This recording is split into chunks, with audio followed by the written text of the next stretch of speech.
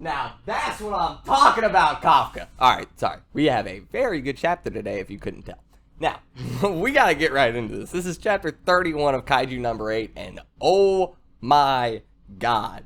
We got some main character level energy going on today. This was amazing. I didn't see this coming at all. I can barely contain myself. I might need to go use the hype room. I don't know. It's Kaiju number 8. Yes, let's go, Kafka. Woo! That's what I'm talking about. 9.8. Bring out the big guns. Walk around like you own it, Kafka. Walk around like you own that. We're going to figure that out here in a little bit. Starting off, we just have Okanogi confirming that Mina, Hoshina, and Shinomiya have all defeated the Honju. Kaiju number 10 is done. Kinda saw that one coming. Although, he's not done. So, we get Kafka and Reno talking to each other about how incredible Mina is specifically, but also Hoshina and Shinomiya. And we get Kafka doing part of what I love him for, is basically being us. Yes, he is the main character of this series. He is also just part of the fan base. He's just staring at him crying like, they're just so cool. Granted, he's also crying because he's like, yeah, I was right all along from when I was a kid. Like, this is what I always wanted to be. I always wanted to be one of them. And so, yeah, this is just reaffirming for him exactly how cool they are. And the fact that, yeah, I was right to want to be a part of this. This is awesome. And you know what? I can't blame him. Pretty dope. So Reno calls him out for having this ugly crying face on. And Kafka says, how do you know? You can't even see me. They're talking over their little headset. He goes, I just kind of figured. Yeah, he was right. So you got Kafka yelling back at him. He's like, I really do not appreciate your dry humor in my emotional time right now. I love it. I saw a video one time saying about how cringe Kaiju number 8 was.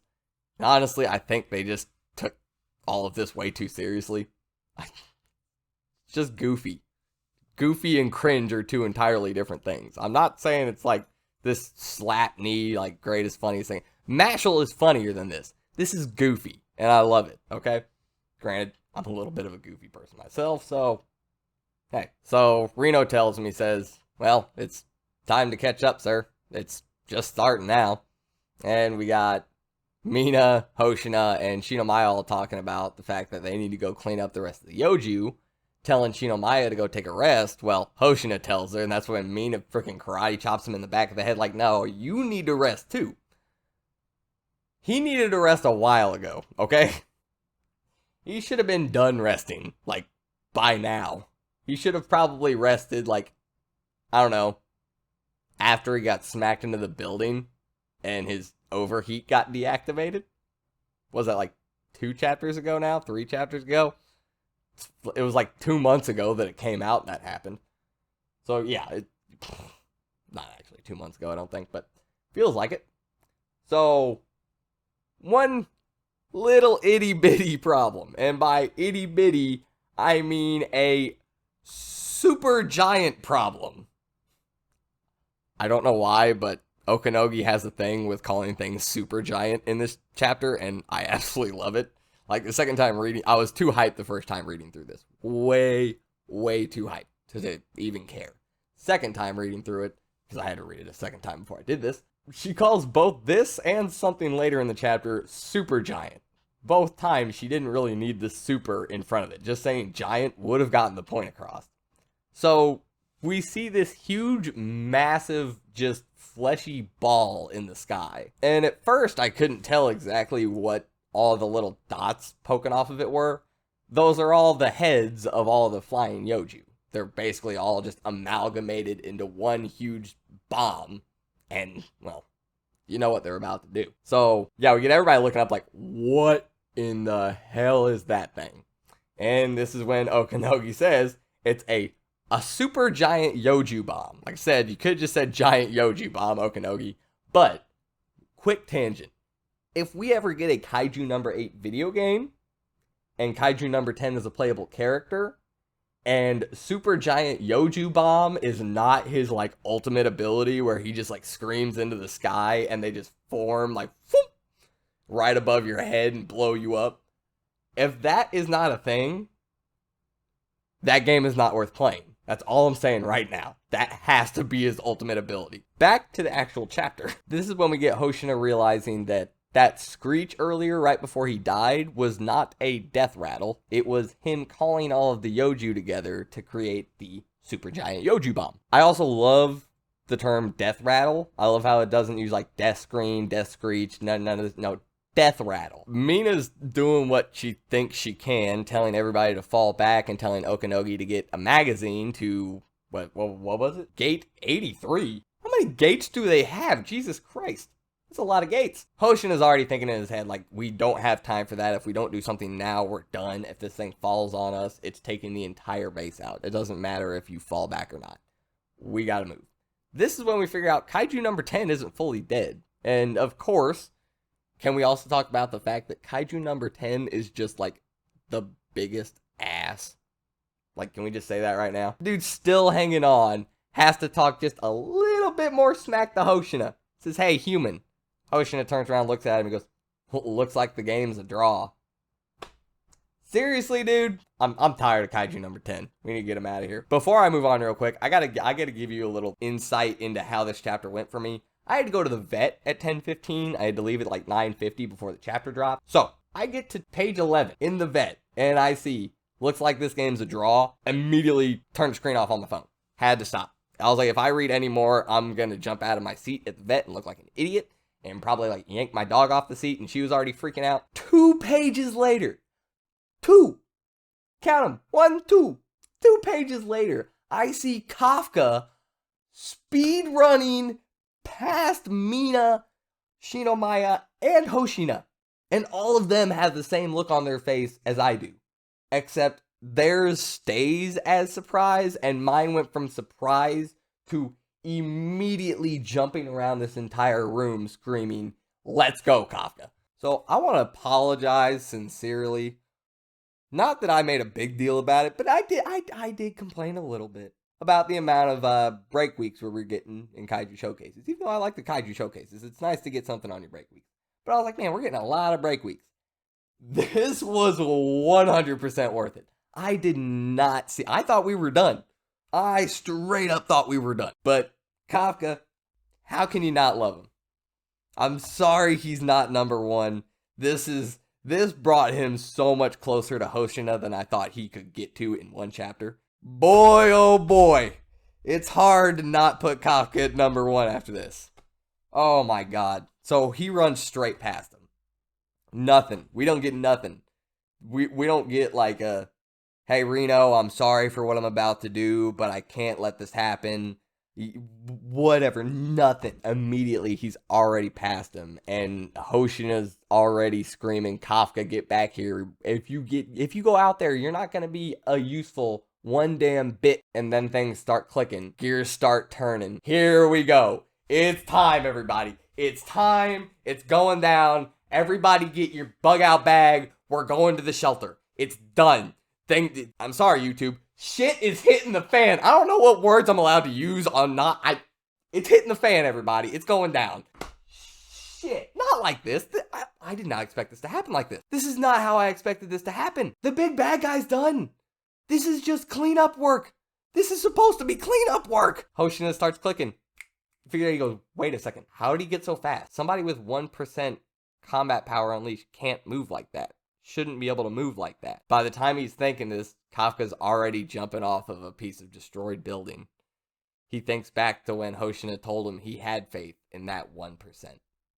Unfortunately, that's not the 1% that KAFKA's going to be using. Thinks back to when Mina told him that Hoshina was the one that pushed for him to be an officer. Who does he think about right now? Who does he say sorry to? Mina, his childhood friend, the one he wants to be beside, the one he's working to get closer to. Reno, his friend that is the entire reason he's in the Defense Force. If it wasn't for Reno, he wouldn't be here right now. No. He thinks about Hoshina, and he says, I'm sorry, Vice Captain Hoshina. And then it turns into Kaiju fucking number 8. Where do we go from here? Where do we go from here? Before I get into that, go back and look at that double page spread again. Do it right now. You know you want to. Just seriously, you're going to be happy if you do. You're going to be glad you did. Go back, look at that double page spread of him turning into Kaiju number 8 with the moon behind him, the clouds, the lightning coming off him, not the cloud. Oh, it's so good. Him lighting himself up so there's still a shadow behind him instead of in front of him from the moon, and woo! Oh my goodness. If when this gets animated, we don't get a very somber moment, like for just a split second when he says, I'm sorry, Vice Captain Hoshina, and then silence for a second after that, and then boom, Kaiju, this right here, boom, right. If we don't get that, then it was not animated correctly. Thinking of it in my head of how it could go, and it just seems so perfect. So, this was incredible. But where do we go from here? I'll tell you where we go. Okanogi breaking out the video game anime names again. Super Giant Kaiju Reading Detective. Okanogi, you gotta stop, okay? You gotta quit. You were killing this hype vibe and trying to make me laugh with this whole super giant stuff. Giant kaiju reading detected in the center of the base. It works the same. Moving past Okanogi and her super giant fanaticism in this chapter. Fortitude level is 9.8. It's Kaiju number 8. Bringing out the biggest gun. Because if you forget, Kaiju number 10 was not even a 9.8. And this is not even Kaiju number 10. This is just a lot of Yoju. Now, I'm going to assume that the Yoju's defensive stats have not multiplied just because they all amalgamated together into one big bomb ball. I'm assuming they aren't that much more powerful. It's just going to make one big boom. KAFKA's going to annihilate this thing. Now, he might not be able to just jump up and just punch it because that might just make it explode right there. I don't know how he's going to do it, but KAFKA's going to mess this thing up. Either that, or he's going to have to just jump up, grab it, and take it and himself, like, way up into the air, and just get blown up by it. Really, I don't think should do... Well, okay, never mind. This is a super giant Yoju bomb. This thing's built up to be a big deal. It would probably hurt him very badly, even in his kaiju form. I would assume. This is probably a very heavy explosion. So I don't know what's going to happen from here, but this was insane. It's the secret is out. 31 chapters in and the secret's out. They know who Kaiju number 8 is. They know what KAFKA is. Does KAFKA get captured? I'm assuming he doesn't get killed. He's the main character. Does he have to go on the run? Who's going to be on his side? Are Shinomaya and Reno going to stand up for him or kind of have to keep quiet for a little bit? I mean, I could see both of them standing up and being like, this might get me thrown in jail, but hey, he's good. He's fine. Don't hurt him. Like, they might do that. I don't know. They might stay quiet for now and try to help when a more opportune time comes along. I don't know how the two of them are going to handle this. Maybe Reno will step up and Shinomaya will stay and wait for a more opportune time. I don't know. Maybe they'll talk about it and come up with that plan. I don't know what's going to happen. This is crazy. This was not supposed to happen like this. This was so hyped, though. Oh, my God. I'm so conflicted. Is anybody else as conflicted as I am? I was actually kind of sad when I went back to reread this chapter, and the very first page, the cover page, is little KAFKA with a gun, big KAFKA in his officer suit with a gun. And yes, he is there, but it's not the way he expected, not the way he wanted. And that kind of makes me sad that KAFKA wasn't able to do that, that this was the way he had to go about it, and because this is going to cause so many more problems. And that made me kind of sad. You know, KAFKA has to be terrified right now. Like, somewhere deep down inside, when he said he's sorry to Vice Captain Hoshina, you know he's not just thinking about Hoshina.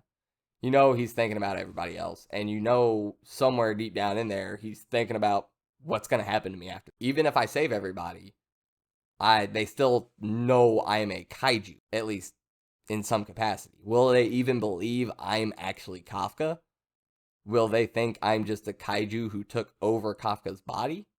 What are they going to think of me? That has to be terrifying because, like we were just talking about, he wants to be standing with the three of them one day. He wants to be in that circle. He wants to, he's happy to be where he is now, but he wants to be there someday. And this one action might stand in the way of that. That's a big deal. But oh my God, it was so awesome. Oh man, woo! That was some Super Saiyan Conquerors hockey domain expansion level energy right there to just run past all three of them nope, I got it, move. Kafka, something I was thinking about. Kafka got way too excited because this happened right after. He's like, they're just so freaking cool. Oh man, they're so freaking cool. Big bomb. I'm gonna be cool too. He just takes off. Kafka, no, stop it. He got way too excited. He wanted to be cool so bad. No, that was not why he did it. He did it because he knows, like Hoshina, that they're kind of out of options right now for an immediate fix for this problem. This is a very time-sensitive issue they're dealing with.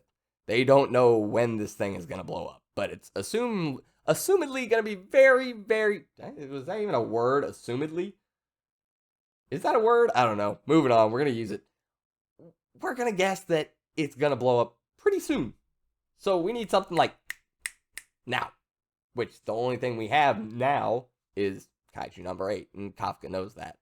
And no matter whether he's terrified or not of what's going to happen after this, he knows if he doesn't do this, there isn't going to be an after this. Everybody's going to be gone. So, he has to do this.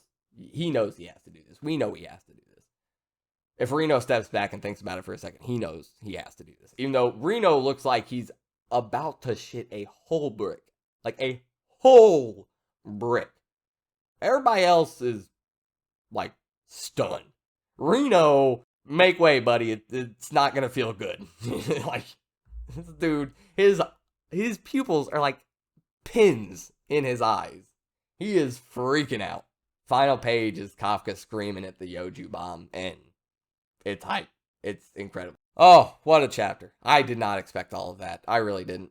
Let me know what you did. Think down in the comments below. All right. I think that's all I got for this one. This was too hype.